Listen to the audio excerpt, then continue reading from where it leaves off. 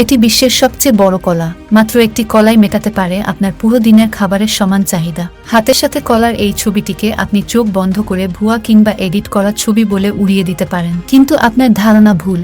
এটি সত্যিকারেরই একটি কলার ছবি। এই কলার বৈজ্ঞানিক নাম মুসা ইনজেন। সাধারণভাবে এর নাম জায়ান্ট হাইল্যান্ড ব্যানানা। বাংলায় ট্রান্সলেট করলে এর অর্থ দাঁড়ায় দৈত্যাকার পাহাড়ি কলা। নামের মতোই কলাটি দেখতেও দৈত্যাকার। এই কলাগুলোর এক একটি কাদির ওজন 60 কেজিরও বেশি ওজন হতে পারে। কলার যেমন চেহারা তেমন এর গাছের অবস্থাও দশাশি। এই কলা গাছটি উচ্চতা একটি সাধারণ নারকেল গাছের সমান। শুধু তাই নয়, গাছটির প্রতিটি কলার ওজন প্রায় 3 কেজি। এই 3 কেজির কলার ওজন এবং গঠন একটি নবজাতক শিশু সমান। এই কলা পাকতে সময় লাগে প্রায় 5 বছর এবং তাই এই ধরনের কলা সচরাচর দেখা যায় না। সাধারণভাবে বাঙালির কাছে সব থেকে গুরুত্বপূর্ণ ফল সম্ভবত কলা। তাই তো সকালের নাস্তা থেকে শুরু করে পুজোর থালা, এমনকি বাঙালির মনের ভাব প্রকাশেও জায়গা করে নিয়েছে কলা ও কলা গাছ। তাই হয়তো বাংলা ভাষায় ছড়িয়ে আছে আঙুল ফুলে কলা গাছ, কলা দেখানো, আদায় কাঁচকলায় সহ কত কলা সম্পর্কিত বাগধারা। খোদ রবীন্দ্রনাথই লিখে ফেলেছিলেন কলার মহিমা, আমসত্ব দুধে ফেলি, তাহাতে কদলি দলি, হাপুস হুপুস শব্দ, চারিদিক নিস্তব্ধ, পিপিডা কাঁদিয়া যায় পাতে। মুসা ইনজেন কলা গাছটি এতই বড় যে দূর থেকে দেখলে একে অনেকেই তালগাছ বলেও ভুল করে থাকেন। মানুষের গড় উচ্চতা যেখানে 6 ফুটের নিচে, সেখানে এই কলা গাছের সর্বোচ্চ উচ্চতা পাওয়া গেছে 98 ফুট, অর্থাৎ 16 জন মানুষের উচ্চতার যোগফলের সমান এই কলা গাছটি। গাছটির নিচের বের এতটাই বড় যে একজন মানুষের পক্ষে তা হাতের নাগালে পাওয়া একেবারে অসম্ভব। এই প্রজাতির কলা গাছের পাতাগুলি 16 ফুট পর্যন্ত লম্বা হয়ে থাকে। প্রায় সময়ই স্থানীয়রা এই কলা পাতাকে খাবারের প্লেট কিংবা বিছানা হিসেবে ব্যবহার করে থাকে।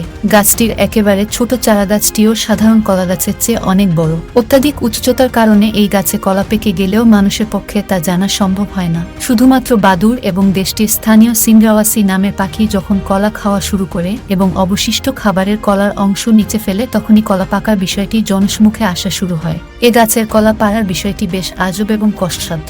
শুরুতেই গাছে উঠতে গাছের গায়ে শক্ত লাঠি পেরেকের মতো ঢুকিয়ে মইয়ের আকৃতি বানিয়ে নেওয়া হয়। এরপর এক ধাপ করে উপরে উঠা হয়। এরপর মোটা দড়ি দিয়ে বেঁধে নামিয়ে আনা হয় কলার কাঁদি। বিশালাকার কাঁদিতে থাকা কলাগুলি দেখতে সুন্দর ও আকারে অতিকায় হলেও স্বাদে একটু টক।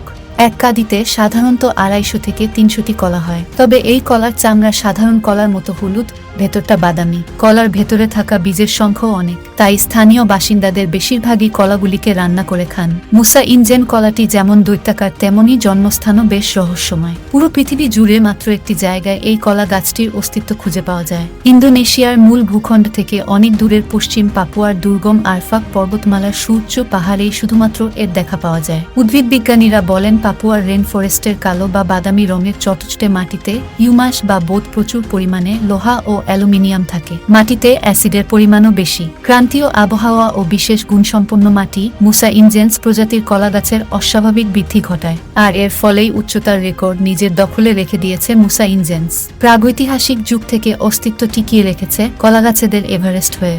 এখন পর্যন্ত এই কলা গাছটি বিভিন্নভাবে আধুনিক প্রযুক্তির কৃষির আওতায় এনে চাষাবাদের চেষ্টা করা হলেও কোনো সফলতা পাওয়া যায়নি। এর একমাত্র কারণ হচ্ছে নির্দিষ্ট ধরনের আবহাওয়া এবং পাহাড়ি উচ্চতা না পেলে এই গাছটি ফলন দেয় না। ইন্টারনেটে বিভিন্ন বীজের অনলাইন স্টোরে মুসা ইনজেন কলা গাছের বীজ পাওয়া গেলেও কেউ কলাটির সফল আবাদ করতে সক্ষম হয়েছেন এমন কোনো তথ্য পাওয়া যায়নি। তাই আজ পর্যন্ত মুসা ইনজেন বা জায়ান্ট হাইল্যান্ড ব্যানানা একটি রহস্যময় বুনো কলা হিসেবেই রয়ে গেছে পুরো বিশ্বের লোকচক্ষুর অন্তরালে।